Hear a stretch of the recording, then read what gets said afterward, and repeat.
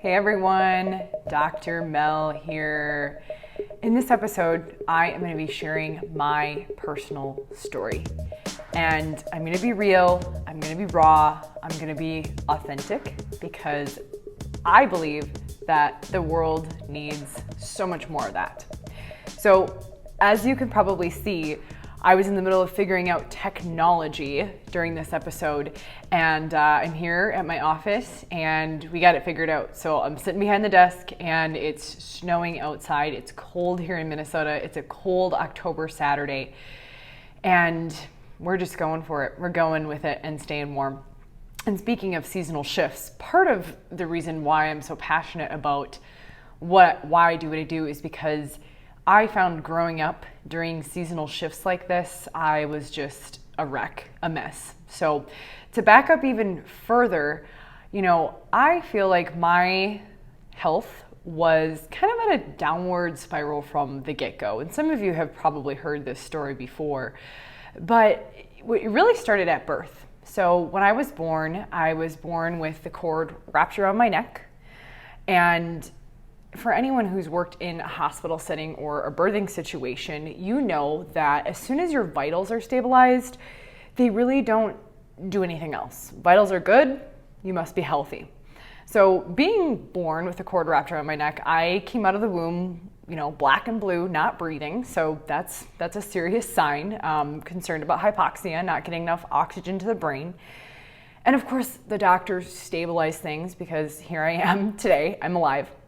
And my parents didn't really think anything twice, right? I mean, what parent would? So I go home and my parents have this brand new child. Fast forward to, I was probably between the ages of 4 and 8. I have very vivid memories about this. And I remember being in the back of my mom's minivan, Dodge Caravan, blue, with the velvet seats. You guys remember that, maybe not velvet, but it seemed like velvet to me at the time. I remember being in the back of my mom's car, van, just screaming. I had this Barney blanket that I'd wrap around myself, and I was just screaming bloody murder because of this intense knife-like pain. Now, in my ears, I don't know if any of you who are watching or listening have had ear infections or kids with ear infections, but it is bad, you guys. It is bad. So being the parents that they were, they brought me to the doctor. And of course, I got a round of antibiotics because that's what they thought would help. And the pain went away and all was well. And I don't know if you guys remember taking that kind of medication, but it's like the bubble gum stuff. And so I was conditioned that this medication was really tasty and really good, but it might not have been the best for my health, but we'll get into that in other episodes. So I'm doing well, and all of a sudden, the ear infections come back. Knife-like pain in my ears. We drive back to the doctor, and they give my mom another round of antibiotics. And of course, weeks down the road, the ear infections go away. So I'm in and out of this doctor's office for a good 4 years, and I think my mom shared with me that I was basically in and out probably 8 different times with 8 different rounds of antibiotics. And if any of you, again, know what antibiotics do, not only do they kill the bad guys, if it actually is an infection, which we'll talk about that, ear infections aren't always an infection. It could be a drainage problem in the ear that things aren't draining properly, controlled by the upper neck. But antibiotics, if you break down the word anti-bio, anti-life. So my good bacteria in my body was also getting slaughtered. So the doctor at the time, they do their job with what the tools that they have and what they know. And my mom started asking them, is there anything else I can do for my daughter? Is there any other thing that I can focus on? Because if the medications are actually working, why does she keep getting ear infections again, right? And they said, well, we can try another round, but at the end of the day, she might need tubes in her ears. And what do you think happened? I got tubes in my ears. And I remember having some sort of low tone hearing loss where low tones or loud noises would really affect me neurologically, like tornado sirens I was terrified of. I don't think I was even afraid of the storm, but tornado sirens and fireworks, again, it was kind of traumatic.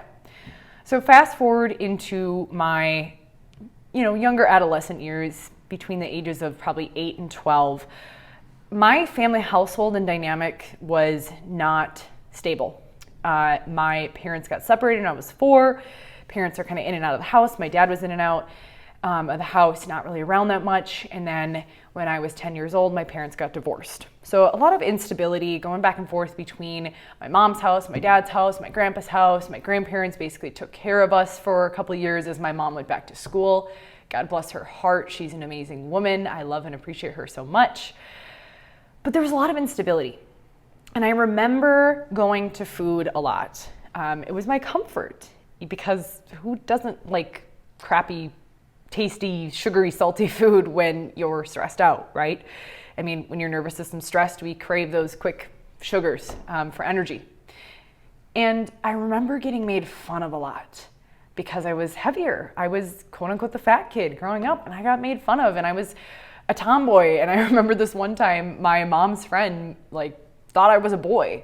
She's like, "Oh, I didn't know you had 2 sons." And I was like, what? So anyway, dealing with that growing up, and again, just navigating the world of what's happening in my family dynamics and why are my parents not together where my friends are, that I was seen as different, right? My family was different, and that had its own, thing on my neurology and my nerve system. And I share this story again because everything that has happened to me has allowed me to become who I am.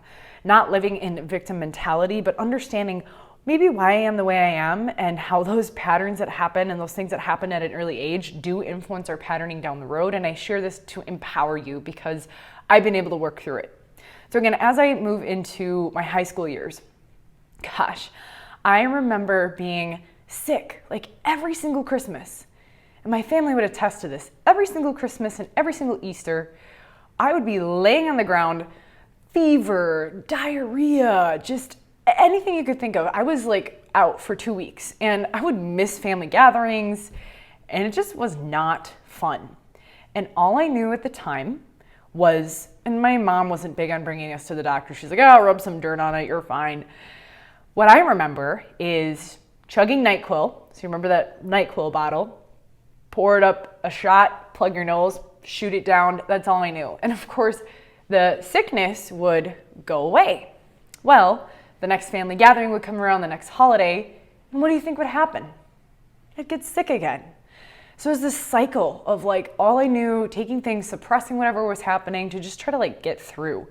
And I'm still dealing with on and off weight stuff and self-identity and my sense of self-worth. I mean, I partied a lot in high school. My mom knows that now.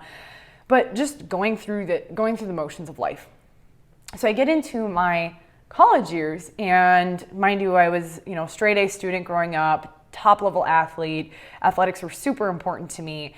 And I start playing rugby when I go to Mankato State. And again, as an athlete, those of you who know, you got to perform. You do whatever it takes to show up on that field and play. And again, at the time, from high school, I had dealt with, menstrual cycle dysfunction. I was in some dysfunctional relationships in high school. I mean, honestly, those of us who look back at high school, what relationship wasn't functional or wasn't dysfunctional? It's not true for everyone, but I think a lot of us reflect on that and say, oh yeah, that probably wasn't the best partner for me. Anyway, I was dealing with low back pain, this on and off sickness. I was gaining weight, I gained a ton of weight in college, and just stuff that was is this normal? I'm 18 to 20 years old. Why am I dealing with all this stuff? Menstrual cycles, emotional health. I remember there'd be nights where I'd call my mom and it was emotionally distraught. So I have all this stuff going on. But when you're an athlete, you show up and you play. So I'd take that Tiger Balm stuff, you all know it, you rub it on your back, I'd pop 4 or 5 ibuprofen, my poor liver, and I'd play because you have to, right? And going through this kind of cyclical stuff again, right? And that's all I knew. Again, I wasn't taught differently. I always had a decent awareness of my body, but I never was really taught the inner workings. And I don't think many of us were, right? It's not in our educational system. So I play more rugby. I start getting invited to play at higher level camps. And I remember, depending on who's listening to this, my friend Megan Flanagan, I was trying out for the all Midwest team, some of the best rugby players, women rugby players in the Midwest.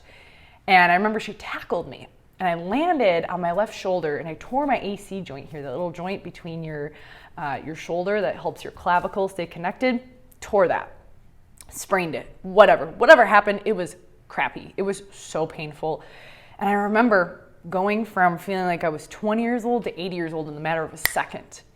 And thankfully, there was a trainer on board who worked with me. And even that night that I got tackled, I remember this so vividly, I had to sleep sitting up for like 2 weeks because anytime I'd try to lay down, I couldn't breathe.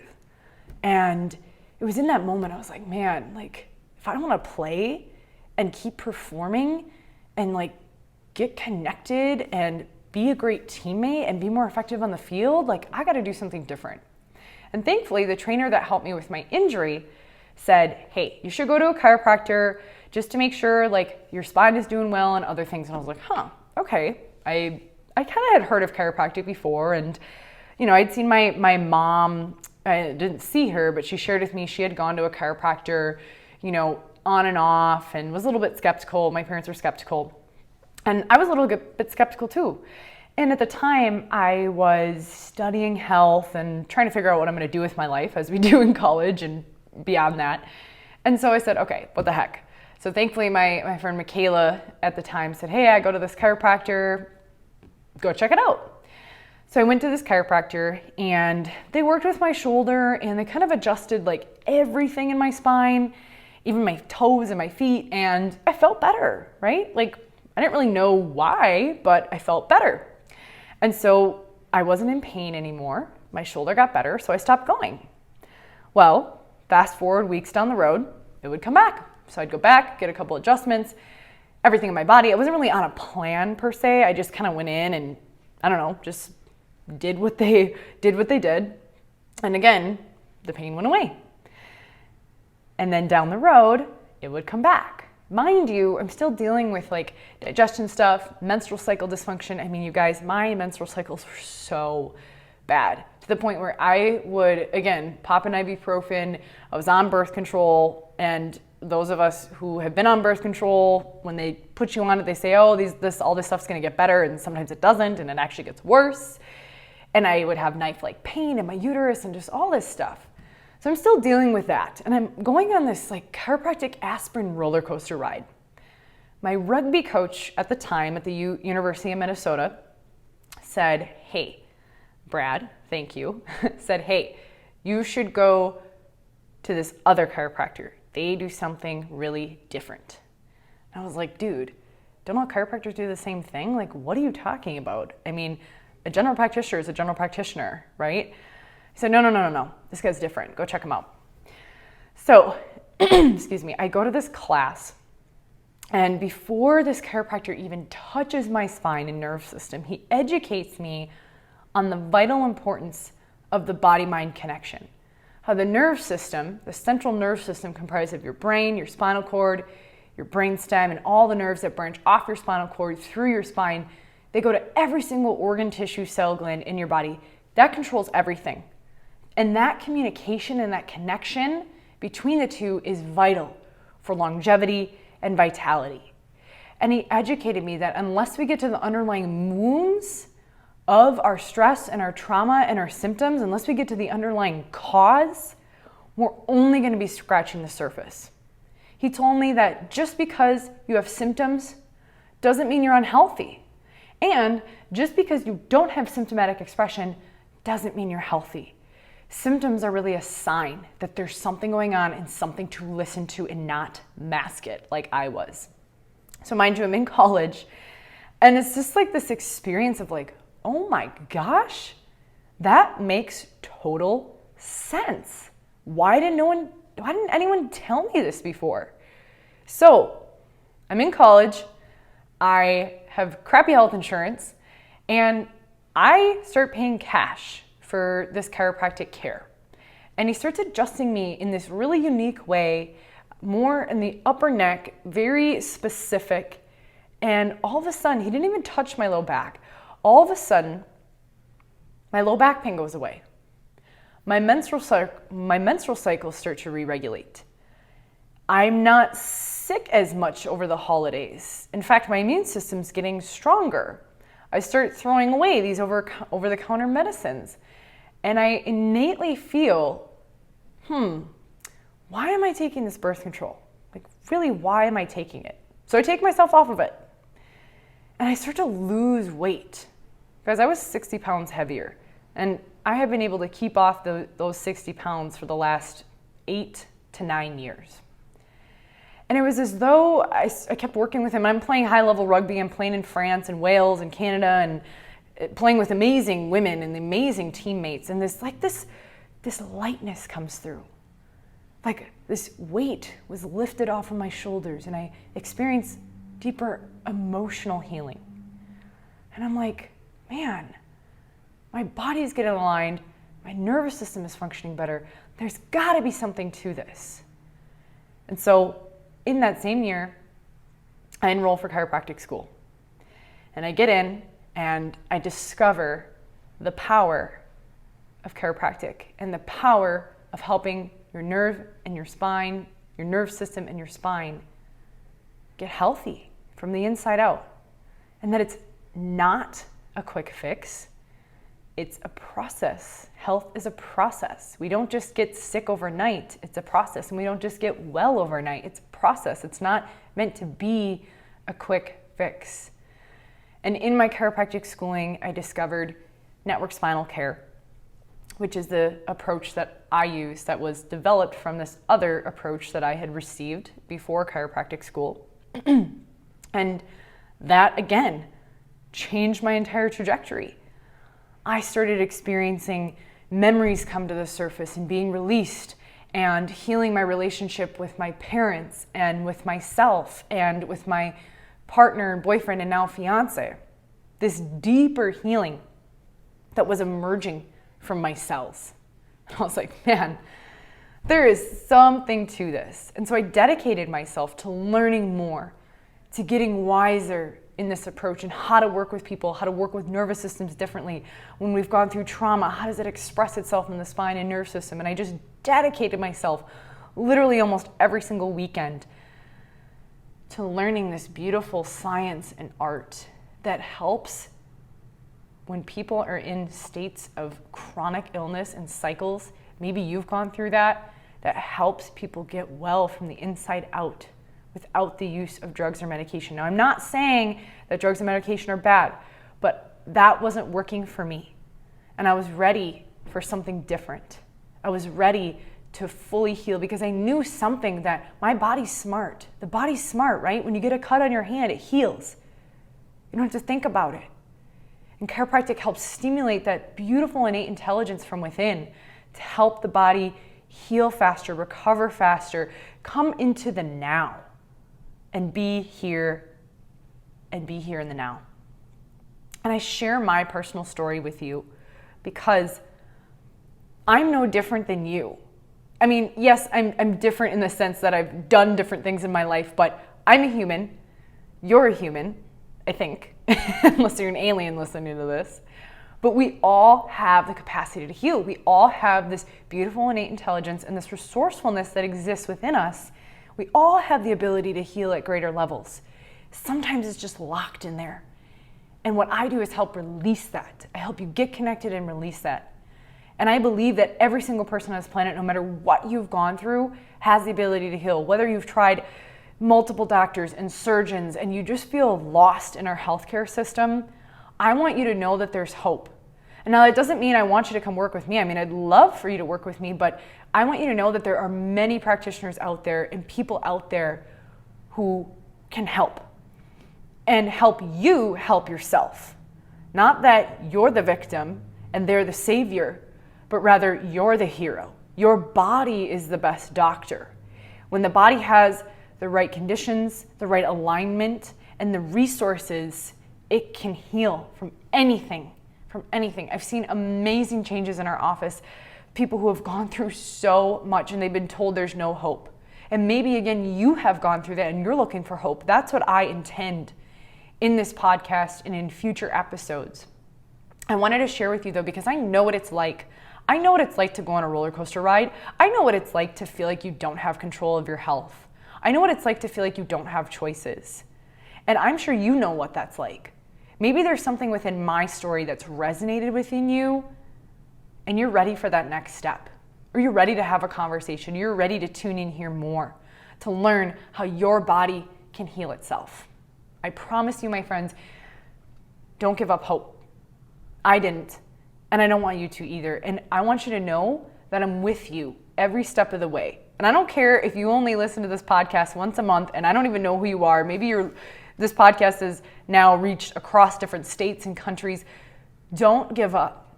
Find people who empower you. This is my ask and my challenge for you this week and this month is to find people in your life, whether it's your family, your friends, practitioners that you're working with. Find people who empower your resourcefulness. Not who are trying to fix you or cure you or give you a magical one thing fixes all. Find people who empower your internal resourcefulness, who help awaken your innate healing power from the inside out, because you have all the resources you need. Sometimes you just need a little bit of guidance to uncover that within yourself. And that's what I value, and what I do is help people discover their inner resourcefulness, transform their lives, and awaken to the power that exists from within. I appreciate you tuning in, and I'm sure I'll share more of my story, but thank you for listening. Thank you for being human. Thank you for allowing me to be human. Don't give up hope. If you have any questions on what I do, other practitioners out there who can help, let me know. Post it in the comments on YouTube. Reach out to me at Dr. Mel Krug. I'm with you, my friends. Let's make this world healthy. Let's awaken health. Let's do it. Let's live inspired lives from the inside out. I'm here with you, my friends, and I'll see you in the next episode. Thanks for tuning in.